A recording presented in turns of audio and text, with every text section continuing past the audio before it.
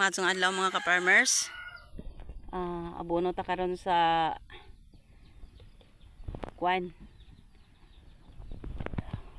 Batong pipino ug sa alugbatihan. Gahong bunsong ka-farmers, padadyo nag-abono uban sa among apo. Ning kamot ang among apo ug kuan mo si tighatag ang among apo og abono. Fertilizer kay kanana ay naaman ni sila'y kuan. Naaman ni sila'y sabot. So paspas jud sila. Inikaw man, moinit na, pahuway na usapod. So daghang salamat mga ka-farmers, mga suki, daghang salamat sa inyong pagsalig. Og daghang salamat sa among bunsong ka-farmers og among apo nga bugtong laki. Natabang jud siya, siya tigkuha og abono ba. Namo ni yan ning ihatag sa iyang tito. Ning abono. Sakto na nak. Finish na si tito. Finish na. So butang na diya. Nya mo na nga tong Baguio beans. So puro mi karon ay trabaho ari. Pero panahon na para mo pahuway usa. O, para sa mga mahilig sa pipino, gamay sang paabot ha. Okay, hapit na.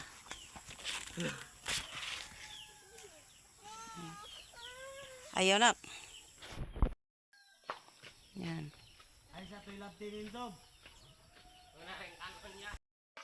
Update sa to ang Baguio beans. Sa kaloy sa Ginoo nang kumbinay sa mga bunga. Kadaghan. So daghang salamat Lord sa panalangin nga imong gihatag namo. Ari. Sana po imong sibuyas panglamas. Walain sa ning linya sa pipino, sunod ni atong tay nagbuwak na. So, para sa mga pipino lovers, gamayng paabot. Salamat sa inyong pagsalig. Ini siya, manapon ni abono. Kuan ni siya, batong gihapon ni, galante. Magsunod ni atong tay dagko-dagko na to. Kana mga batong na dira.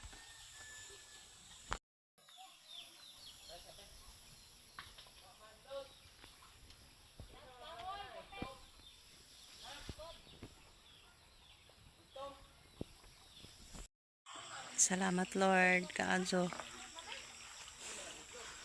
Muna dyan rin taon kung maproblema ipalit og bugas. Dato apo'y basak pohon. Basin ihatag sa Ginoo. Og na di na makapalit sa og bugas pohon. Kay gamay ra mong mig naani sa niagi kay mo man tong na disgrasya mi. Jawa na ati man ang basak.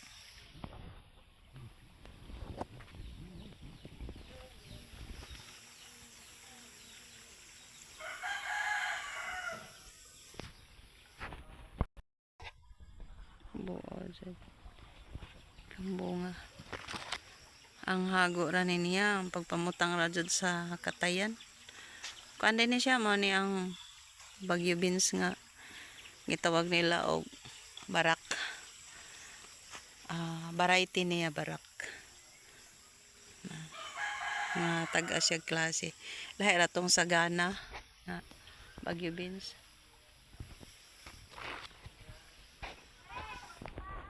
So niya po ko kuan ani, niya ko pahinog kay bisag mga kaduhang agi lang ba gamiton kay matabang ay ring mahala kayo og liso ning Baguio beans niya kanang kuan ba hinuon makabawi man ko pero mag-try lang pud ko og pahinog kay nakasuway na fokus una gani dili to siya dili to siya barak kuan to siya kanang sagana. Okay man pud siya, ibalik nimo, ibalik nga kaduha katulo kani akong gipahinog, bali ikaduha ni ikaw ning itanom. So nagdepende ra ni naho ako po ning lantawon ug unsay epekto kaduha or katulo. So nagbili na po kog hinay-hinay para pahinugon ani. Makatigom kog mga usa ka kilo nga liso. Pites na. Basta sa katulo na mong harvest.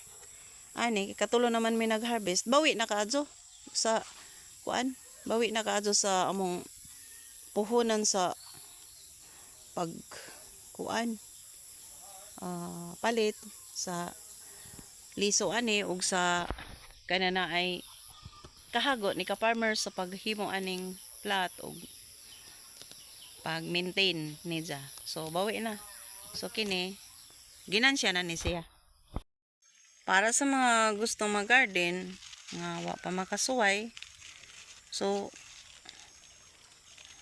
pwede po mo chat o gusto mo mahibaw. Kay napon may gamayng kahibaw about sa garden. So bintaha na jud pod nga nakamao na may mo garden kaysa sa una sa pagsugod pa namo. Sahay atras abante among pag-garden sa una kay wala pa jud may nakamao kayo. So karon nag depende pod sa edad no. Pila pa edad na mga tulo pa anak na mo pagsugod na mo garden karon ang among kamanghuran nga anak mag 15 na edad.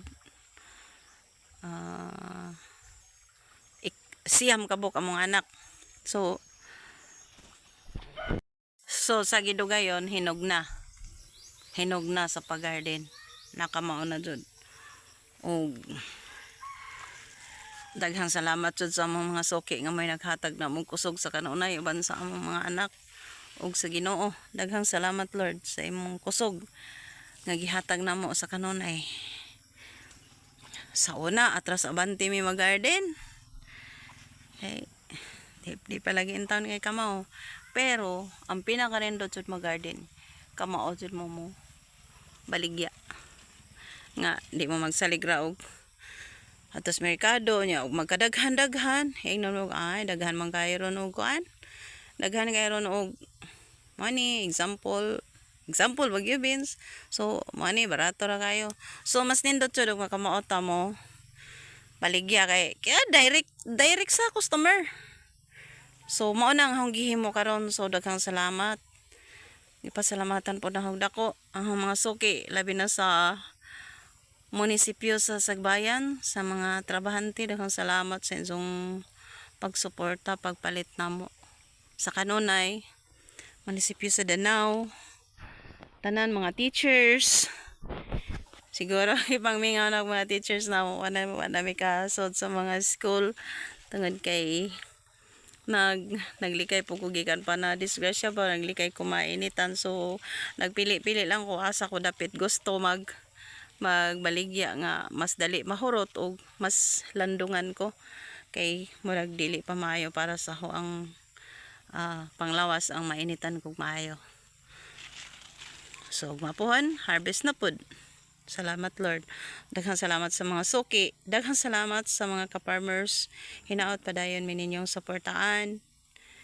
Hinaot suportaan pa mi ninyo sa kanunay. Daghang salamat og maulang usa to. May God bless us always. Hinaot pa anta.